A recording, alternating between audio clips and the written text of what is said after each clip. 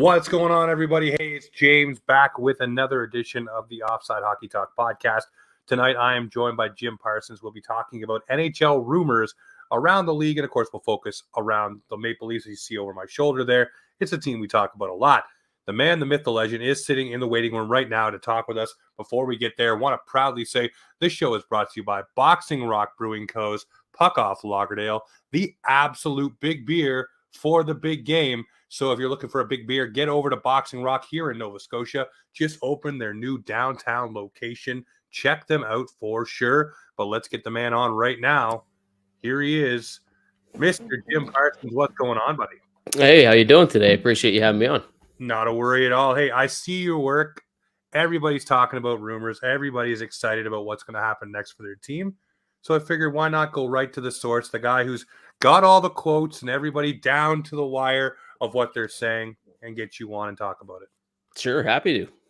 All right, so obviously, let's just give people a little bit of background of where you write for and what you do, just in case people don't know who you are. I said Jim Parsons to a couple people today, and everybody started throwing the bazingas at me, thinking I was having the man from the Big Bang Theory on, but no, I said it's the guy who actually gets into the NHL rumors. Is way more interesting to me and more focused on this show, I guess. So where can everybody find your stuff, and what does Jim Parsons do day to day with hockey?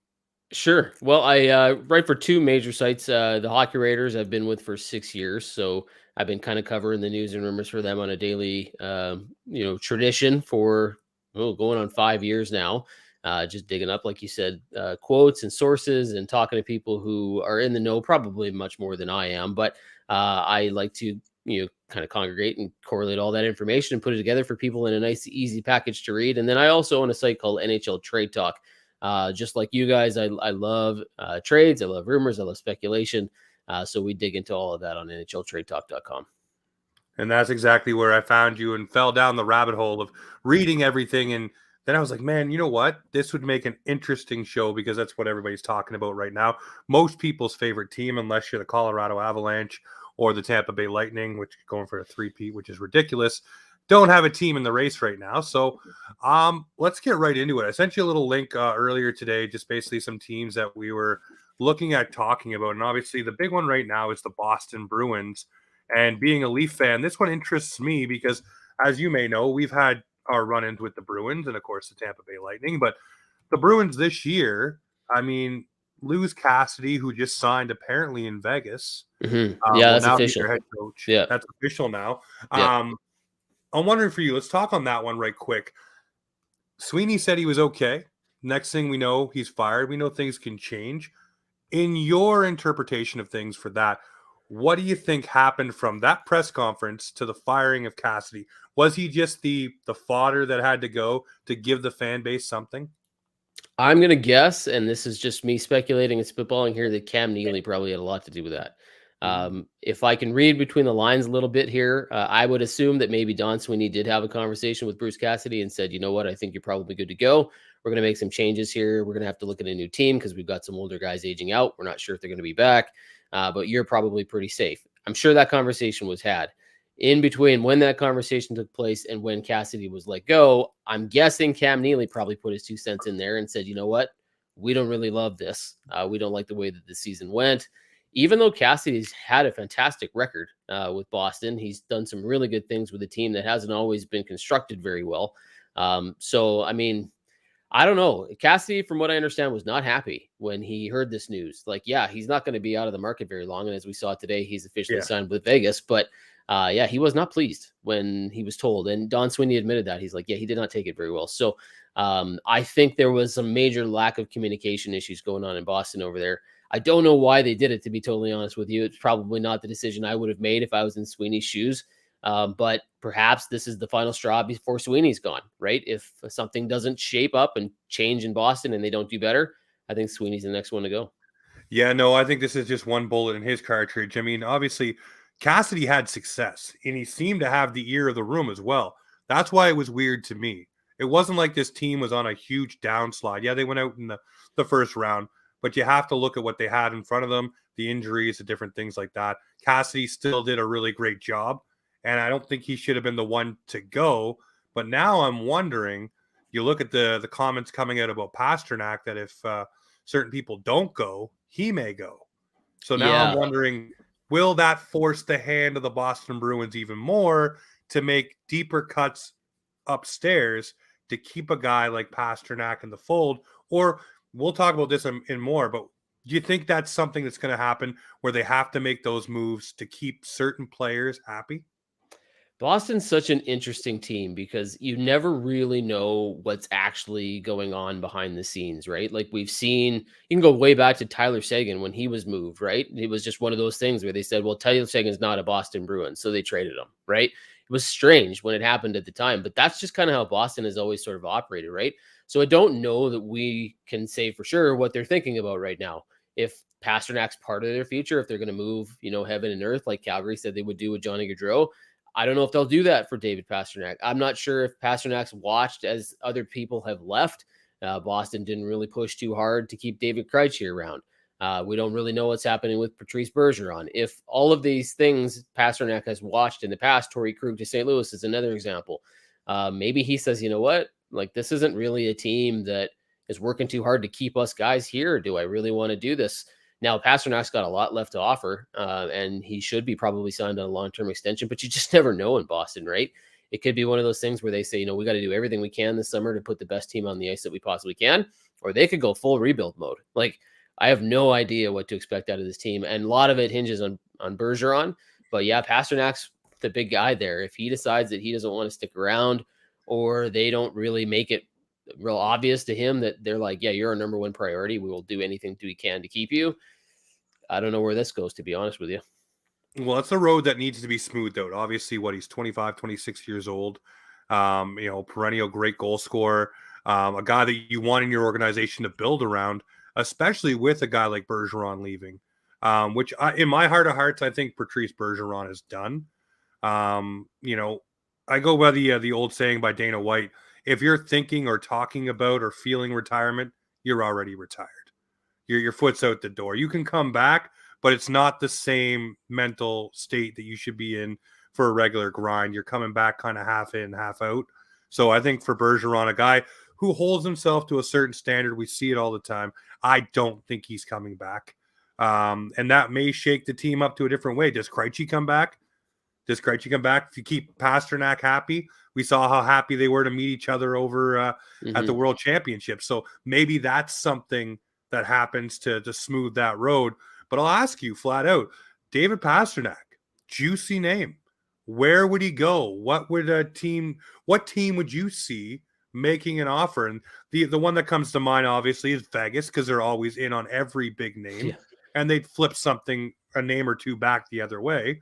But other than Vegas, because we all can link anything to Vegas, is there another team that you would see taking a swing at David Pasternak and saying, hey, this could bolster us. This could be the move that puts us over the moon? Well, there's a lot of factors that would have to weigh into that decision. First, he's got 1 year left on his contract, just over $6 million, closer to $7 million. He would probably have a lot of say as to where he goes, contenders, things like that. There's a lot of teams that can't afford that salary. So like you mentioned, Vegas is going to be one of those teams, if they're interested, which they always seem to be, will have to move money the other way. And then if you're Boston, what do you want to take back, right? Like, is that a 3-team deal where you move your asset to another team just to free up the space to get Pasternak on a deal? Or do you send something to Boston? And does Boston want that if they're going full rebuild? Because if they're trading Pasternak, they're probably not looking at staying a competitive team. They're probably almost starting over. So, it's really tough. I would look down maybe at the teams who have a lot more cap space to work with. Los Angeles might be a team that could be very interesting because they outperformed what I think a lot of people expected they would. They've got some cap space there. Prospect capital. Yeah, right. So, I mean, somebody like that, maybe it could be somebody watch Pittsburgh even. I don't think they've got a ton of room to play with, but you can imagine that would be an interesting fit if they were interested. And they always seem to take a look at Boston. And so, yeah, we could like that guy. That could be interesting. But yeah, there's a few. I mean, it certainly wouldn't be shy of people trying to move things around. If Pasternak actually officially becomes available, I could see a lot of teams going, okay, what do we got to do to get in this conversation? Now, there's one question I want to know here. In your opinion, for David Pasternak, if they keep Sweeney and everything stays status quo and he's unhappy, Does he show up to training camp if he I would wants out of assume there? so. I don't know why you wouldn't. I can't imagine. I mean, they'll have a conversation in the offseason about what it is he wants to do because I don't Yeah, imagine that Boston's going to head into this season without some sort of an idea where Pasternak's head is at, right? yeah, You want to get the most value you can out of a player that you might have to trade. So if you get into the end of the season and Boston's not all that competitive and they can't get a lot of their guys back, then you go, okay, well, are we even talking about being a competitive team? Do we make the playoffs? What do we do if we don't? We move Pasternak at the end of the year. You want to know if you're Boston going into this season, what you're going to do there, right? You need a yeah. backup plan. So I'm going to assume they're going to have these conversations in the summer. And if they do, and Pasternak says, I'm in, like, I like this team. I don't see myself playing for anybody else before I ever retire, which tends to be what some of the guys in Boston do. Like Bergeron, if he doesn't come back, he's probably not going anywhere else. He's probably just leaving, right? So you have that conversation, and then you kind of look around the market and you see what's what. I don't see a reason that Pasternak wouldn't show up at camp. I can't imagine that things are that bad between Sweeney and Pasternak, where he's like, "Look, dude, I'm not coming. Like, if you're still in charge here, you won't see me." I don't get the sense from Pasternak that he's that kind of guy. I don't know Yeah. him, but that's a pretty It's a bold move. far end extreme move to pull, right? If you're going to be doing that, there's got to be more reasons. Definitely. All right. So we'll move off the Boston Bruin page. We exhausted that one there. The next one for me is the Anaheim Ducks. They're a team. Apparently, Gibson was available or said he would, be willing to make a move. Now he's walked that back. Apparently, that's never happened. Never was spoke about. One team that was linked, obviously, the one over my shoulder, the Maple Leafs. I don't know why they would do a deal with that, and we'll talk about that a little later on. But Sure. as far as the Anaheim Ducks, is Gibson on the move? What are they doing? Obviously, some young guys have come in there. They made noise. They made strides that people didn't think they'd make this year. We're in it for a long while. And now, obviously, the offseason comes and you have to make moves. What do you see them doing? Is Gibson a part of their plans or not? You mean part of their plans to stick with the team or part of their plans to To move stick with him the team. out? To stick Okay. with the team. Well, I think if you listen to what he said today, which is that he did not let the team know that he wants to go anywhere, that he did not request a trade of any kind, that he signed with the team with the anticipation that he would stay with the team and he's happy to retire with this team. If you listen to John Gibson, he's going to stick around. Now, his agent said the same thing. There's been no confirmation or talk from Anaheim in this regard to the rumors or speculation that he's let them know that he's open to a trade. Personally, my take is he probably would be open to a trade. I don't think he wants to go anywhere.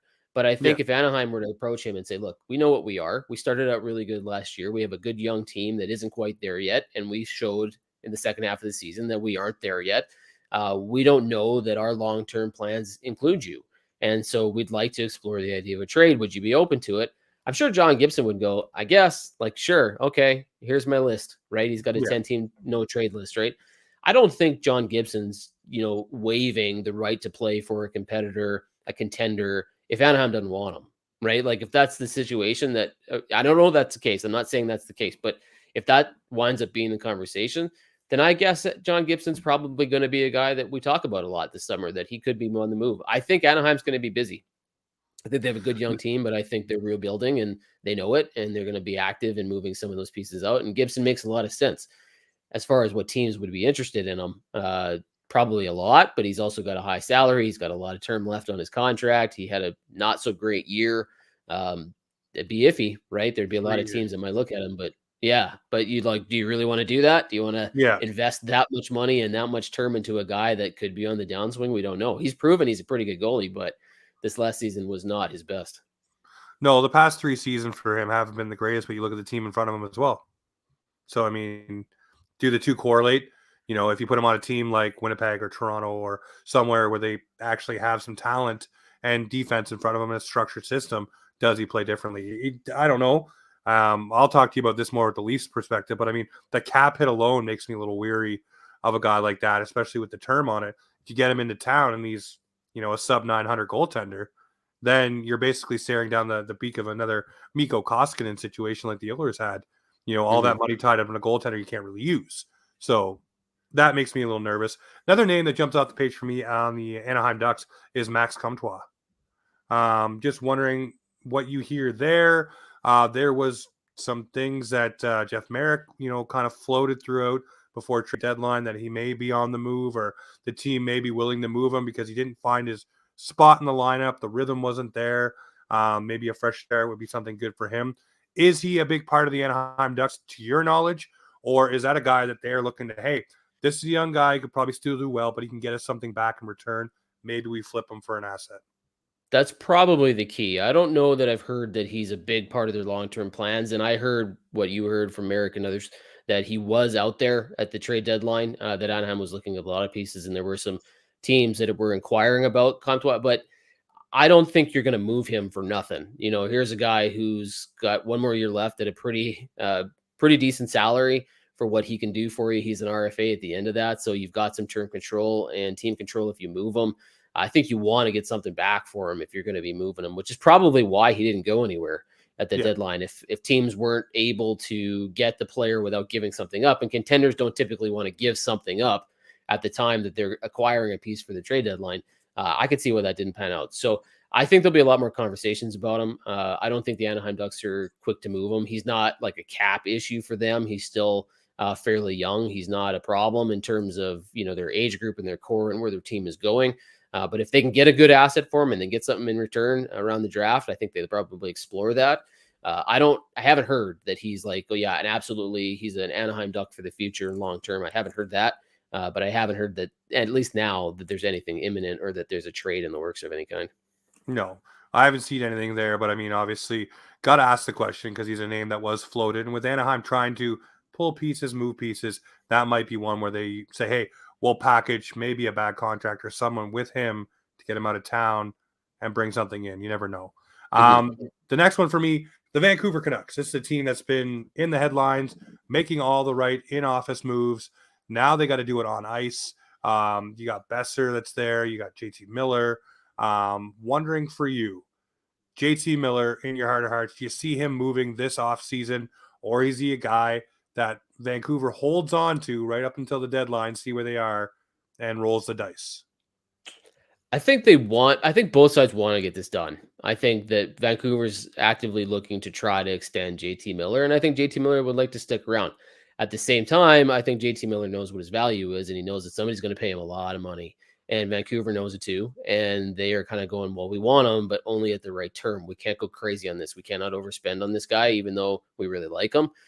So to me, I think he probably gets moved. I think they're trying to get it worked out, but I just got this feeling that he's probably going to go.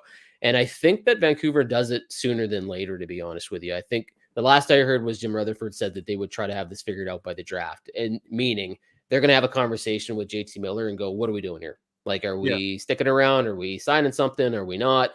What are we doing? Because I think they believe that the value they'll get for JT Miller is not nearly as high at the deadline as they probably could get at the draft. So if they're going to end up trading him, they're going to do it around the time of the NHL draft, see if they can't move their way up in terms of getting into maybe the top 5 or something like that.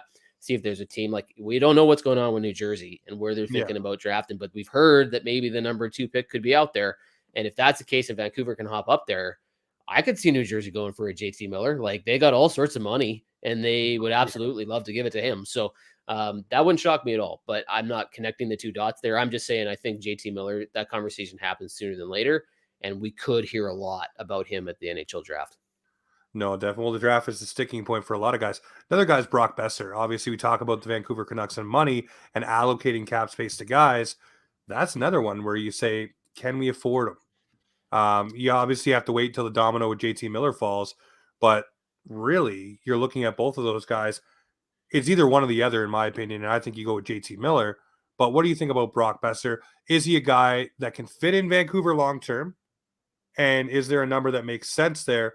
Or is he another chip where they can definitely dangle him and maybe bring in something else? The qualifying offer is the kicker for Brock Besser, right? He's got a $7.5 million qualifying offer that he's basically guaranteed. Jim Rutherford said, yeah, we can afford to pay it, and we will do that if we have to. We're not going to let Besser, we're not going to waive the qualifying offer. We will qualify him. He's not going to hit unrestricted free agency. So that's not happening in Vancouver. So they could pay him 1 year, see what happens, look at an extension that way. I don't think that's what they want to do, though. They said they can afford it. I think they're trying to do something long term. So for me, it's either a long term extension or a trade. Those are probably the two options that we're looking at here. I know they said they could do the 1-year qualifying offer. I just don't see it happening.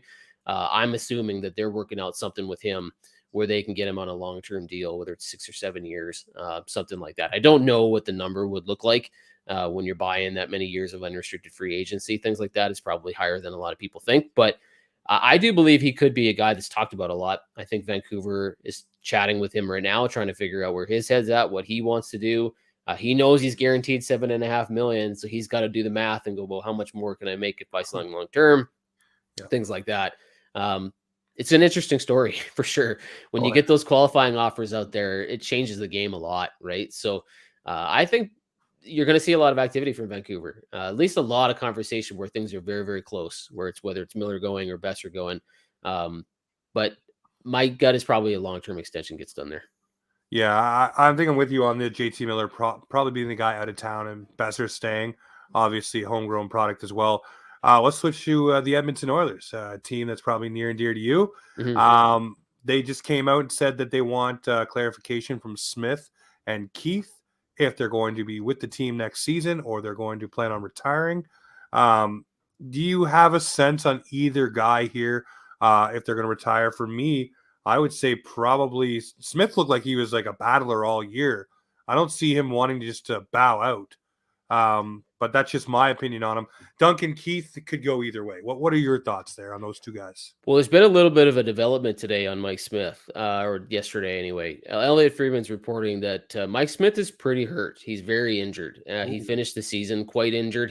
And Jeff Merrick says he played most of the season injured. So when you talk about a guy who battles, he certainly did. And literally he battled through injury. There's a lot of talk that he's not going to make it back next season, not just because he's thinking about retiring, but because even if he doesn't retire, he could go on LTIR. And if that's the case, then the Oilers are still looking for a starter. So from what we understand, the Oilers are now actively moving forward as if Mike Smith's not part of this roster next year. Now he's got one more year left on his contract, so they can't just go, okay, well, he's not going to be here. But if he retires, he's gone and the cap hit's gone. If he is on LTIR, they can use it. The only downside of that is they can't accrue cap space while he's on LTIR. But he's not a huge salary, so it's not like a massive issue for them. Yeah. But they are proceeding as though he's not going to be back next season. So we'll see. I don't see Smith being the kind of guy who wants to quit it either, but he was not very energetic, let's say, during his final post-media avail at the end of the season when he was talking about his future. He did shoot down rumors that he was thinking about quitting, but at the same time, he was like, I don't know what I'm doing yet. Like, he's 40, right? And he's banged up and he's hurt and he's been hurt a lot. So it's kind of hard to go, yeah, it's pretty given that he's coming back. Duncan Keith, however, I think is probably coming back. I think it would be a huge benefit to the Oilers cap-wise if his money was off the books because he decided not to go. And there was some talk about whether or not Chicago would be dinged a penalty, which we're now hearing is not the case, even though it's written to the CBA that it would be. That's a whole other story, though. That's a crazy soap opera. But I expect that Duncan Keith's going to be back. I think the Oilers are happy enough if he comes back. They don't love his money, but he played pretty well for them, and he was a good mentor to Evan Bouchard, and they liked that a lot. His leadership, the things he did off and on the ice were really key to their playoff run this year. And then I hear he wants to actually stick around and sign another short-term extension for lesser dollars when this one's over. So if that's the case, then I think you probably could be seeing Duncan Keith in Edmonton for 2 or 3 more years. As long as it's a stabilizing force for a young guy. We've seen the same thing over here with Giordano and Timothy Liljegren, and then signed the 2-year extension at $800K per year. So if Keith did something like that for the Oilers, I'm sure that no one would be batting an eye at it. It's just that last bit of the cap hit where it's so high is the one you got to stomach for now. And then the other one, obviously, for the Edmonton Oilers is Evander Kane, who pretty much looked like he penned his way out of Edmonton, thanking everyone under the sun for accepting him and his family and everything that went into the season and being a part of the Oilers. It seemed like he was saying goodbye. Do you get the same vibes there? I don't think the Oilers will be able to afford what he probably wants. That letter certainly looked like he was saying goodbye, didn't it? I don't know. I'm going to put it at around 50-50, to be totally honest with you. Yeah, I read that, and I knew the situation coming in with Evander Kane. This was really just everybody benefited from the fact that he signed with the Oilers, right? It was great for him on a short-term deal to show what he could still do, playing with 2 of the best players in the entire NHL. And he was going to have the best odds of doing and outperforming those 42 some odd games. And so we knew that was probably could be the end of it. Like just those 40 some odd games could be it for him. That it turned out so well. Now, of course, everyone's going to have a conversation. Well, keep him, right?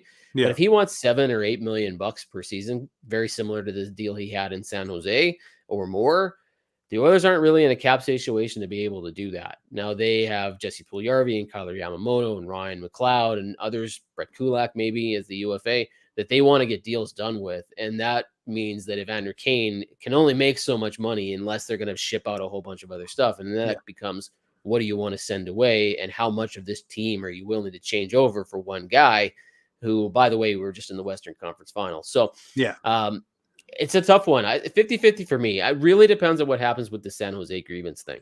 If he wins that and winds up either being property of San Jose again or gets a certain amount of money, maybe he's not looking to hit home run. But he's also Evander Kane, and from what we understand, he's probably looking to get paid. And so if that's the case, the Oilers are willing to give him some money, but I don't know that they're going to go much above $5.5 million. Beyond that, he's probably out of their budget. Wouldn't shock me if they did it, but I don't know. If it's money, he's probably not staying. If they can figure something out, it's probably 50-50 shot he sticks around. So just one little thing I want to rehash there. You mentioned property of the San Jose Sharks he might still be. Is that something that is possible, that he may have to be,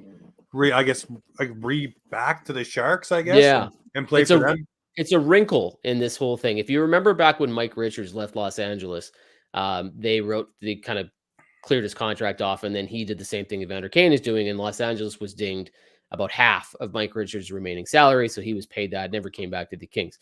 We didn't know that, or at least I didn't know that until I read an article out of, I think it was NBC Sports, that were talking about what could happen. There's a source in San Jose says if San Jose actually wins this grievance and they are deemed to owe all of Evander Kane's salary to him, they technically have the right to keep him as their property.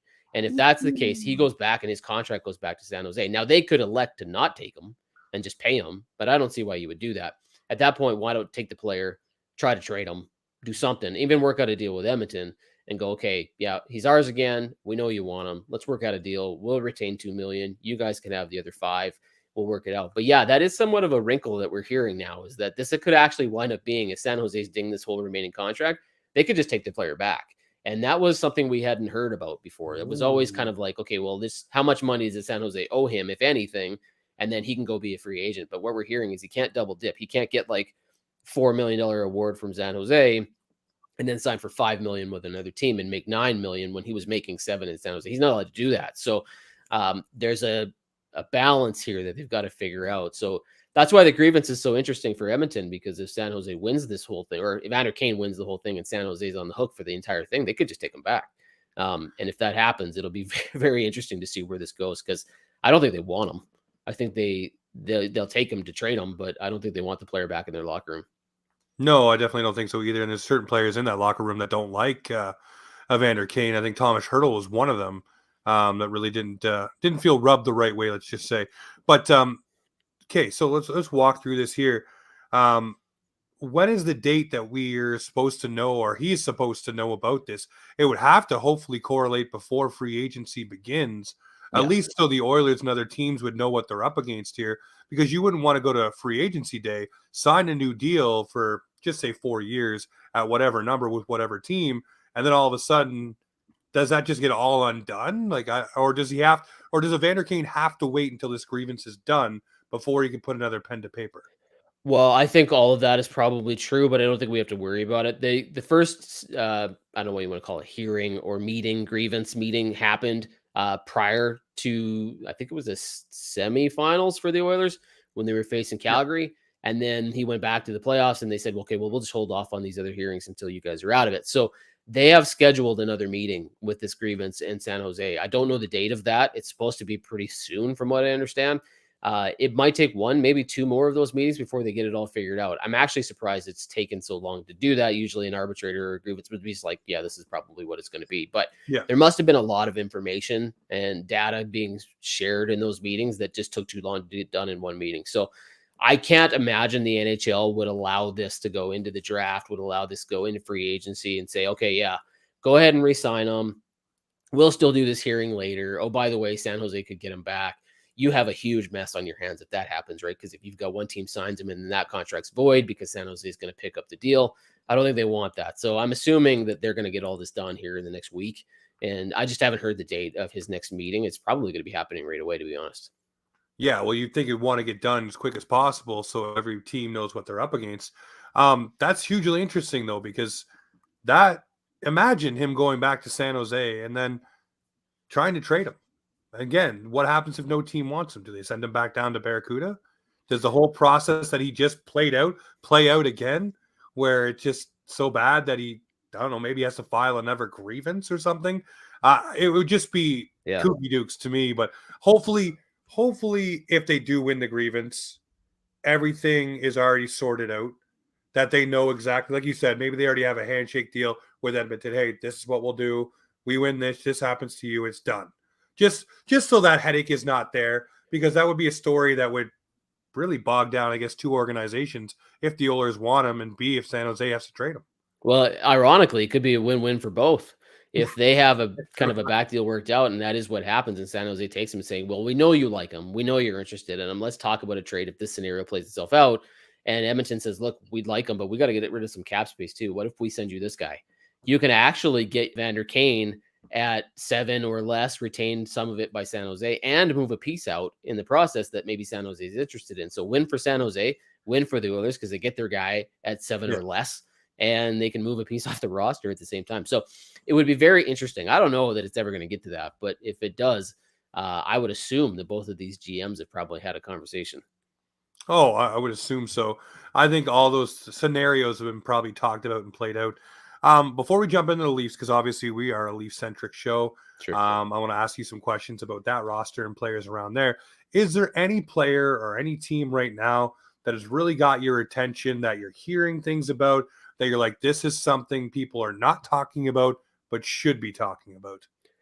I don't know if there's teams that I would say no one's talking about that they should be, but I am keenly watching what happens in Montreal.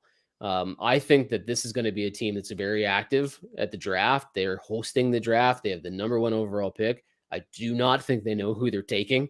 And if they do, they haven't said it, but there's definitely the 2 options there that they're contemplating. I also hear that they're actively looking to move up and get a high-end prospect. They have a lot of depth and some players in their system that they like their system and they like their depth, but they don't feel like they're loaded with real high-end talent that could be really game changers in the NHL. And they got a lot of picks and they got a lot of ability to move around. And in their own city, if they can make and shake up the draft a little bit, they're going to try. So I think the Montreal Canadiens are a team that we're going to watch. And this is not even counting the fact that Jeff Petry's out there. There's some rumors about Josh Anderson, maybe Brendan Gallagher. Like there's a lot of guys on that roster that people are looking at going, well, what's going to happen with those guys? So we're just talking about the draft. So that's a team I'm going to watch because I don't know if they're thinking about rebuilding. I don't know if they're thinking about retooling and becoming competitive quite like earlier than we think. If they're trying to pull a New York Rangers, right, and just rebuild in like a year, it's going to be very interesting. And here comes Pasta. That's Pasta's music coming to Montreal. Yeah, you never know, right? And if they're drafts in Montreal, which like never happens, what's it been like 30 years since the team drafting number 1 is hosted? Expect something from them. That's what I'm thinking. Yeah, well, and the other thing too, I'll ask you this question, a segue on the Montreal Canadiens. Carey Price, is he done? Do you think? I think he's done. That's a guy you talk about Miles on Smith, and we talk about Shea Weber and other guys that really it seems to be the story recently with some players that their bodies just can't take it anymore and they're done. Is that the Carey Price story here? I think so. I think Carey Price is probably done. I don't think he's going to officially retire, and if it does, it'll be partway through next season. But I don't think he's going to officially retire either. That's salary and that contract. You don't just leave that. He'll just go on LTIR forever. But I think he's got some serious injury issues that he's tried to come back from, and it just hasn't gone how he wanted it to go. And at some point, you have to just go, you know what, this isn't going to work for me. Like I can't. I've tried. It's not me. This is not the level that I'm used to playing at. I think Carey Price is probably done. That's a fair assessment. I would say the same thing. Everything you've read and heard, and just even the end of the season when he talked about, going through his last game and all that stuff and just how it felt and how he said the emotion sat with him. That really, to me, spoke to what he was thinking and what he was feeling. So we'll see where it goes. But Again, I think the Montreal Canadiens would like an answer sooner than later as well, much like Mhm. most teams with players. But let's talk about the team that I want to talk about right now, Sure. and that's the Toronto Maple Leafs. We'll get the first name right out of there, Jack Campbell, guy that I want to see the Maple Leafs re-sign. I do not want to see them chase after Gibson. I think if you're going to pay a goaltender money, why not go with the one in-house other than the one that you don't really have in your system? What do you think about Jack Campbell, and what are you hearing with him and the Leafs? Because I'm hearing It's there's no talks. Yeah, it's been surprisingly relatively quiet. Like here's a guy who played very, very well to start the year and then had some hiccups partway through the season. I think enough hiccups that the Leafs were going, like, is this the guy? And I think they're questioning it. And to say that they're questioning it doesn't mean they don't want to sign him. It just means Yeah, they're wondering how much can we afford to give him? How much can we invest in him? And how much do we want to lock this up? I think the issue here is that Jack Campbell understands what he is. He's one of the better goalies that's going to be available in the free agent market. And the Toronto Maple Leafs understand that they can't give him 5 or 6 years. They're looking at 3, and they're looking at money that isn't what somebody's going to pay him on the market. So they're trying to figure out, is Campbell a guy who really wants to stay in Toronto? And he seems like the greatest dude ever, but how loyal is he to us, and how much can we take advantage of that loyalty versus he knows what he's going to get paid if he hits that market? And do we want to risk that? And what are our options if he does? Because if he goes elsewhere, what are we looking at here? Like you yeah, said, Gibson, you're looking at other guys that are going to be more money, maybe not as good. It's an interesting story, and I'm very shocked to hear how quiet things are. There's just been no real talks, and there's been no further developments, and we're just not hearing his name out there very much in the last few weeks. They heard a lot about it before, but yeah. it's just been really quiet lately. Well, sometimes quiet could be a good thing. I Yeah, mean, maybe. maybe there's just everything being suppressed. They don't want any talk in the media and all that stuff. Ever since the, I think it was 275 quote that was leaked out earlier by Friedman talking about that's what they offered him initially at the beginning of the season. That was the last kind of media blip you heard about Jack Campbell and the Maple Leafs, really. I'd be comfortable, and this may be crazy, but I'd be comfortable at least doing 4 years at 475. Because again, like you just said, you're going to go chase a starter, whether it's Binnington, whether it's Gibson, but all those numbers are going to be higher than what you're wanting to offer or might be comfortable with Campbell. And if you can get Campbell at 4 years at 475, apparently he wants 5. You come in a shade lower, maybe everybody gets happy over the 4th year. The only thing I think the Maple Leafs are really scared of here is the fact that Austin Matthews and Willie Nylander and Mitch Marner, those big boogeyman contracts are coming up soon, next couple of years. Yeah. And they probably want every ounce of that cap space available to back the Brinks truck up and say, Matthews, here's your blank check. What do you want?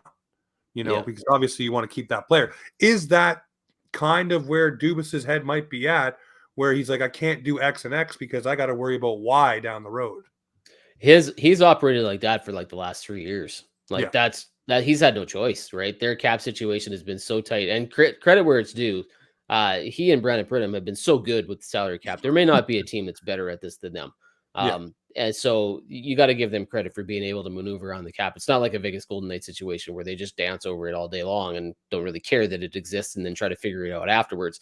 They're pretty savvy. Like they get it sorted out. So I'm sure that they're looking at this going, yeah, we need to know exactly what Campbell's going to cost so we can do the math on this and this and this and look at these pieces down the road. Like it's a chess game puzzle constantly. It's like Tetris for them. They're constantly moving things around, right?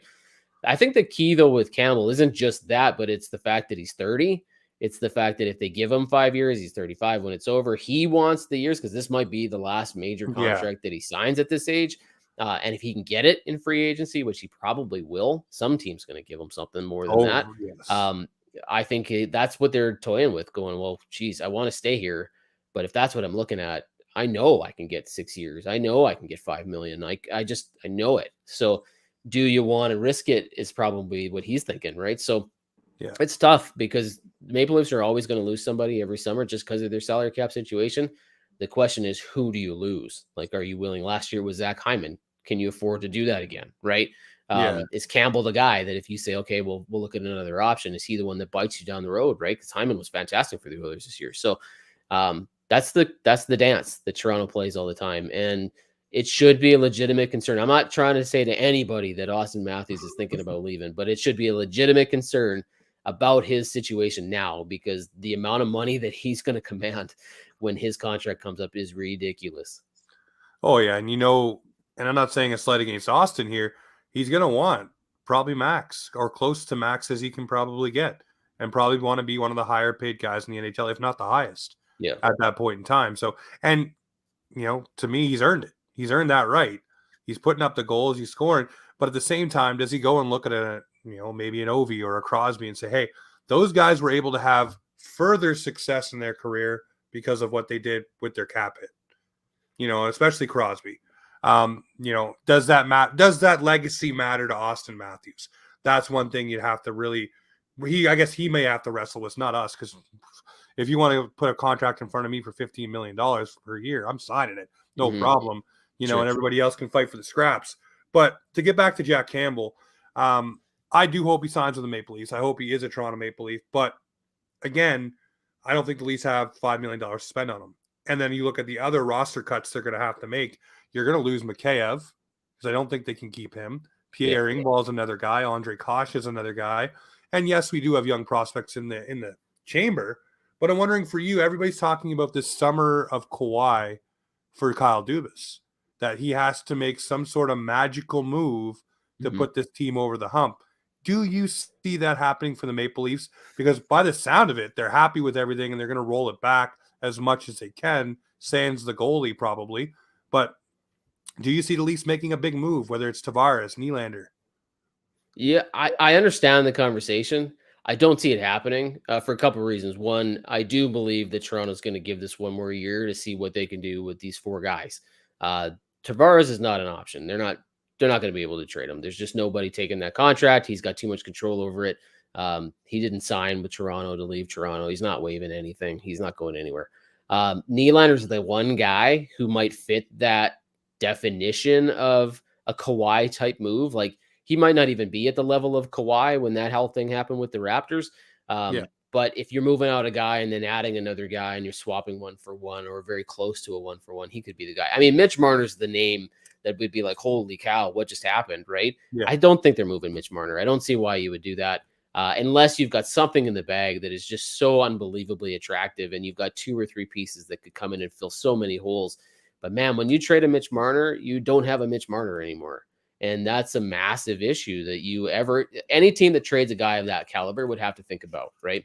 Yeah. I don't see it happening. I get the conversation and I understand why, if you want to shake things up because Toronto had a disappointing playoff run again, maybe you do it. I don't see them. I think Toronto's better than what they were this year. I think they're a better team than what they showed in the playoffs. And I think they know this team can go there. They just didn't go there this year. And I think they'll probably stick with most of that roster. Like you said, they'll lose some pieces. There's no way they can't. But I think they're going to keep the main guys.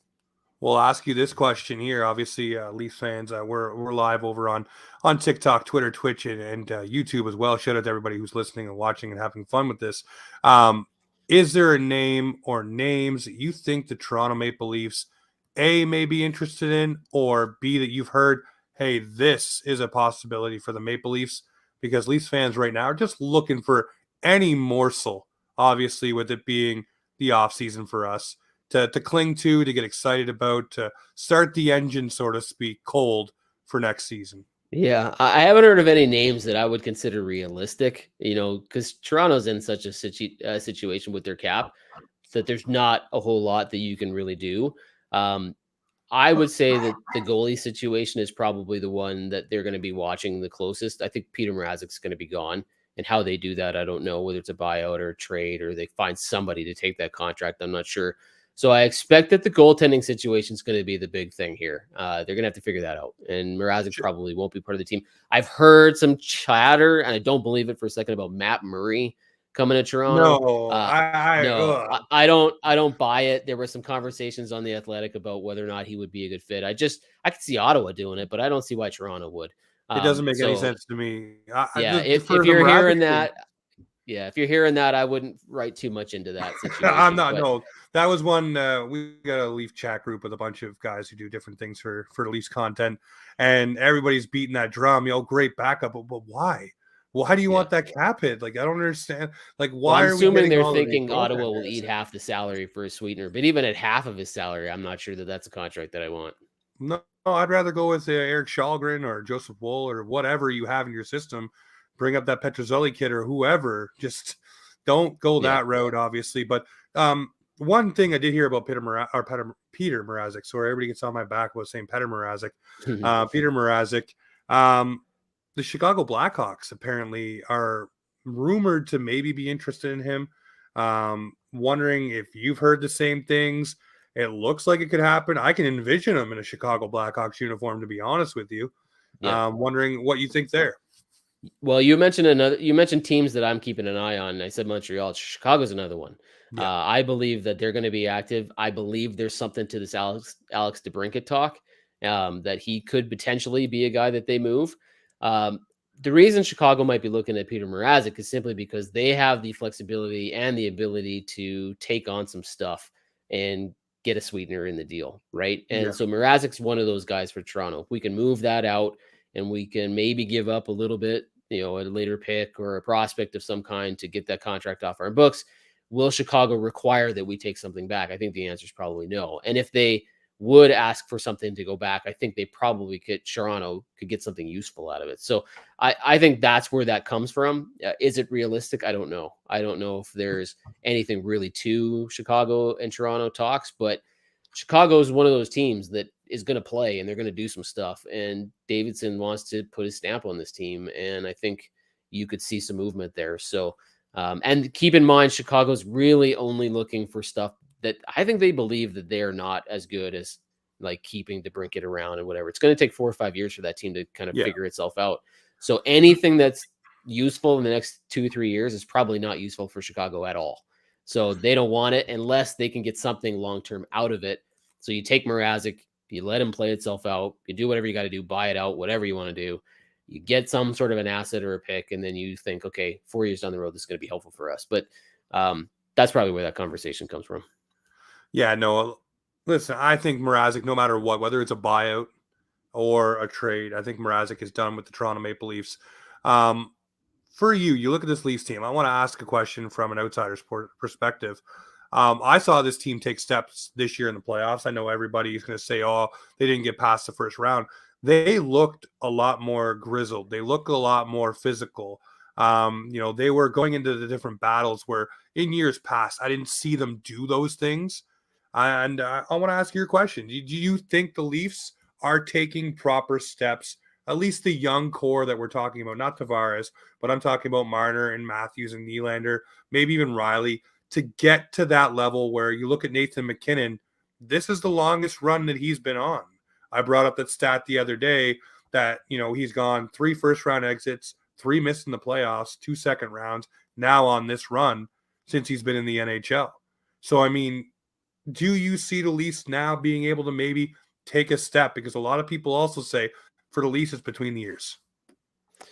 And that's probably true to some extent. I mean, you can only have so many playoff disappointments before you either do one of two things. You either realize that you are never going to get there, or you do what Colorado did and you get over the hump, right? And you go, okay, well, we've been super disappointed every year. We're better than this. We expect better of ourselves. Everybody expects better of us, but we just can't seem to do it.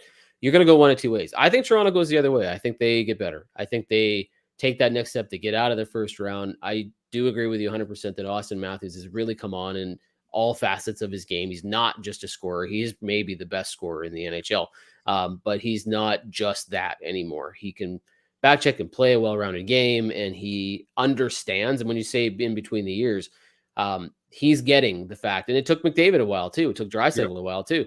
It takes these guys a minute and disappointment to go, I can't keep doing this. The key story is Steve Yzerman, right? He was the one guy that realized, I can't do this. I can't play this way, and our team is not going to win. And so he just reinvented himself as a well-rounded player. Austin Matthews may never be that, but he is going to, and is understanding that you can't just score 60 goals a year and think that the Toronto Maple Leafs are going to win the Stanley Cup. He's got to do more things. Mitch Marner's going to get that. William Nylander might be the guy that's slowest to pick it up because he's the one guy who's got these elite flashes of brilliance, and then he can drive you crazy, and all in the same game, right? Alexei Kovalev, like. Oh yeah, it's something Yeah. else. So hopefully he figures it out, and if he does, that would be great. And if he doesn't, and Toronto doesn't think he ever will, maybe that's the reason that they're talking about moving him. So, but I think Toronto's got it right. I think Mark Giordano was a really big signing for them in Oh the yeah. season. That contract's going to look fantastic. He's exactly the kind of leader that they need there. They've brought in other guys. I think they moved on from Spezza, put him in an executive role, which I think is a wise thing.